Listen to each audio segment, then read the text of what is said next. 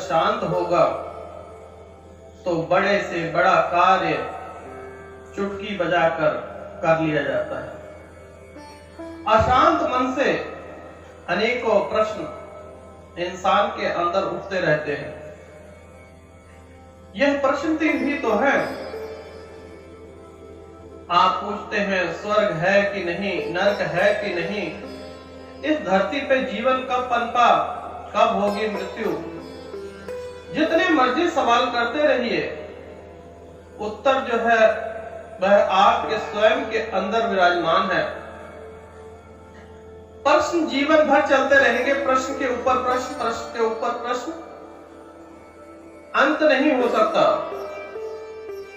लेकिन जब मन शांत होगा तो चाहे जितनी बड़ी उलझन हो, चाहे जितना बड़ा प्रश्न हो, उसका उत्तर मिल ही जाता है। कथा इस प्रकार से है कि एक राजा हुआ करता था और राजा बहुत कठोर था। जब कभी उसके यहाँ पे किसी मंत्री की मृत्यु हो जाए तो कठोर परीक्षा के बाद ही मंत्री पद दिया जाता था। उसके यहाँ पे एक वृद्ध मंत्री की मृत्यु हो जाती है। 3 महीने विद्वान व्यक्ति ढूंढता रहा, ना मिला। तत्पश्चात उसने नगर में घोषणा कराई कि इस नगर में सबसे ज्यादा ज्ञानी आदमी जो होगा वह राजा का मंत्री बनेगा। पूरे राज्य भर से अनेकों परीक्षार्थी आए। जिस प्रकार से हमारे देश में IAS IPS की परीक्षा होती है, घटते घटते थोड़े से रह जाते हैं, उसी प्रकार से हजारों आदमियों ने परीक्षा दी। लेकिन संपूर्ण परीक्षा पास कर सिर्फ 3 ही व्यक्ति पहुंच पाए राजमहल।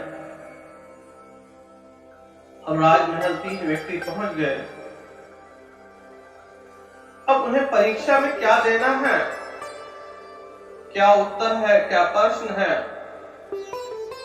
पूरे राज्य में इसकी घोषणा कर दी गई कि बंद ताले को जो खोलेगा वह विजयी होगा।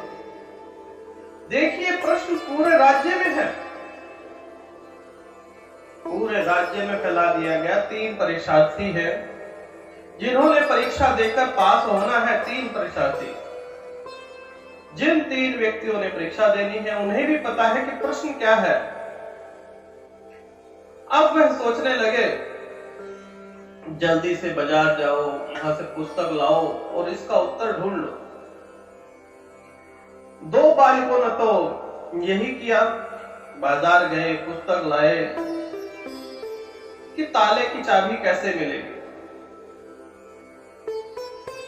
और एक बालक चद्दर तान के आराम से सो गया, खाया पिया और सो गया, लेट गया। दोनों कहने लगे, लगता है परीक्षा से पहले ही हार गया। हार हो गई इसकी, इसने अस्त्र शस्त्र सब छोड़ दिए, अब तो विजयी हम दोनों ही होंगे। यह बात जब सुबह हुई तो वह विद्यार्थी, तो जो बहुत पढ़ाकू बच्चे थे, वह पढ़ के किताबें उत्तेजित हुए जा रहे थे। दिन में 11-12 बजे परीक्षा का टाइम आया।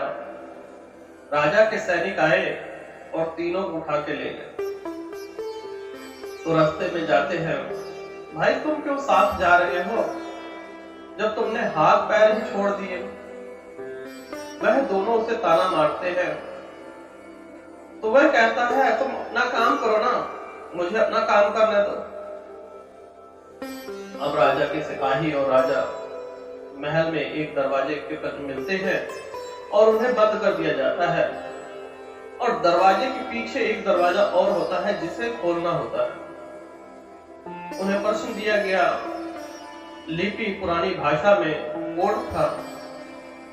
अब वह 2 बालक तो लग गए पढ़ाई में, मंत्रोच्चारण में, किस प्रकार से खोला जाए। और तीसरा बालक वही कार्य दोहराने लग गया, चद्दर तान के आराम से सोने लग गया। फिर उन दो बालकों ने ताना मारा कि भाई यहाँ पे टाइम पास क्यों कर रहे हो, कुछ हमारी मदद कर दो। फिर उस बालक ने कहा, तुम अपना काम करो, मेरी चिंता मत करो। अब वह ध्यान मुद्रा में आया,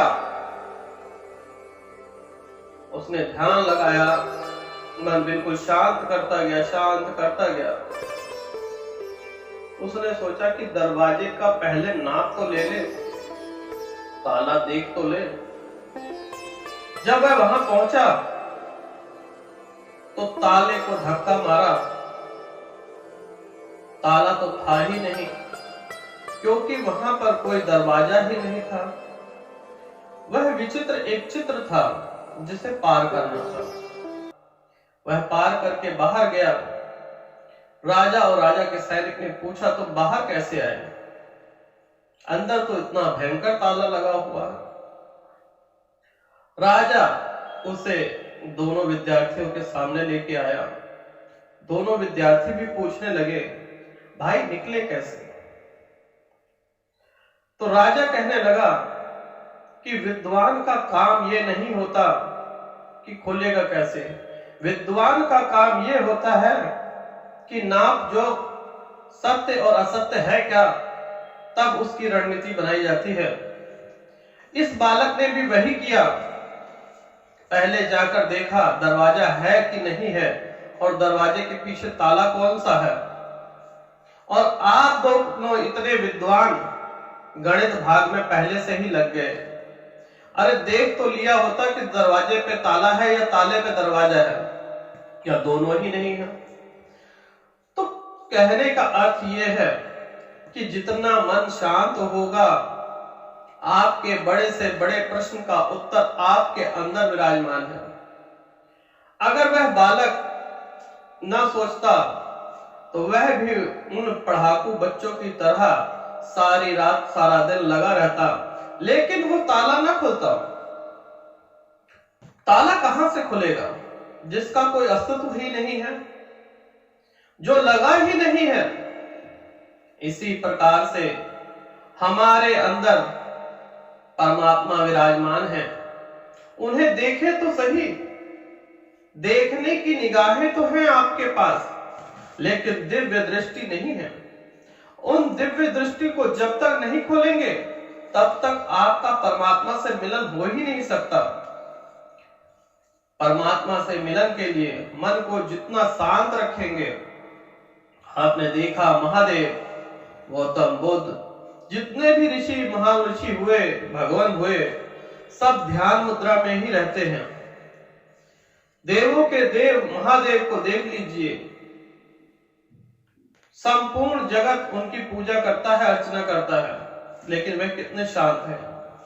जब तक शांति नहीं होगी, किसी प्रश्न का उत्तर मिल ही नहीं सकता।